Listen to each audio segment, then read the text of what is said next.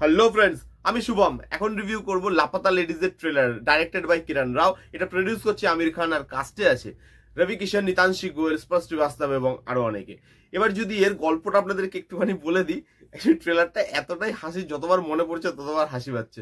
তো যাই হোক, এটার গল্পটা হচ্ছে একটা ছেলে গ্রামে বিয়ে করে আসবে, তো তার পরিবার যখন নতুন বউকে বরণ করতে যাবে এবং নতুন বউ ঘোমটা তুলবে, তখন দেখবে যে যেই মেয়েকে ছেলেটা বিয়ে করেছিল, এই মেয়েটা সেই মেয়েটা নয়, এটা অন্যই একটা মেয়ে। তো তারা যাবে পুলিশের কাছে। পুলিশ হচ্ছে রবি কিষান। তো রবি কিষানের উপর দায়িত্ব পড়বে যে যেই মেয়েটাকে বিয়ে করেছিল সেই মেয়েটা কোথায় হারিয়ে গেল, এই যে নতুন মেয়েটা এসছে সেই মেয়েটাকে, এই সবকিছু নিয়েই এই সিনেমাটা হতে চলেছে। এবারে যদি পজিটিভ দিক নিয়ে কথা বলি, প্রচুর পজিটিভ দিক আছে ট্রেলারটার মধ্যে। ফার্স্ট যেটা হচ্ছে পজিটিভ দিক, এর স্টোরিটা না খুব ইন্টারেস্টিং। এমন একটা স্টোরি যেটাকে দেখে আপনার মনে হচ্ছে যে হ্যাঁ, এই মুভিটা আমি সিনেমা হলে গিয়ে দেখবো। এটা একটা হাসি আছে এবং একটা স্মল টাউনের গল্প, তো এইটা আমি সিনেমা হলে গিয়ে দেখতে পারি।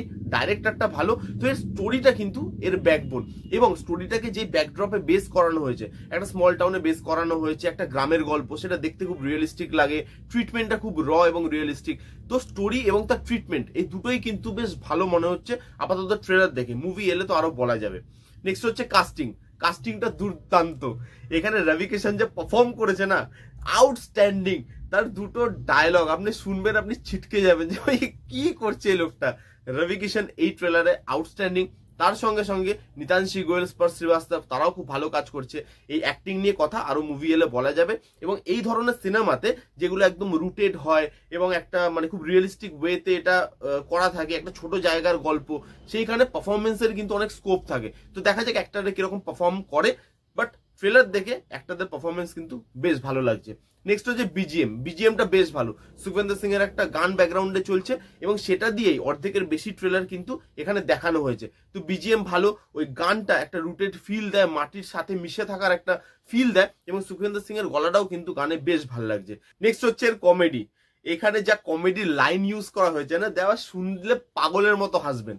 রবি কিষানের ফার্স্ট একটা ডায়লগ আছে যেখানে লোকগুলো আসবে যে আমার বউ হারিয়ে গেছে, তো ওটাকে খুঁজে দাও।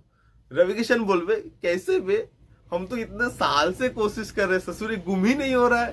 তো এই যে একটা ডায়লগ, আর লাস্টে গিয়ে একটা ডায়লগ আসবে যে যে হারিয়ে গেছে, মানে যাকে তুমি বিয়ে করেছিলে তার ছবি দাও একটা, কারণ তাকে খুঁজতে হবে। তো ছেলেটা একটা ছবি দেবে, দিয়ে বলবে यही एक तस्वीर है हमारी शादी का।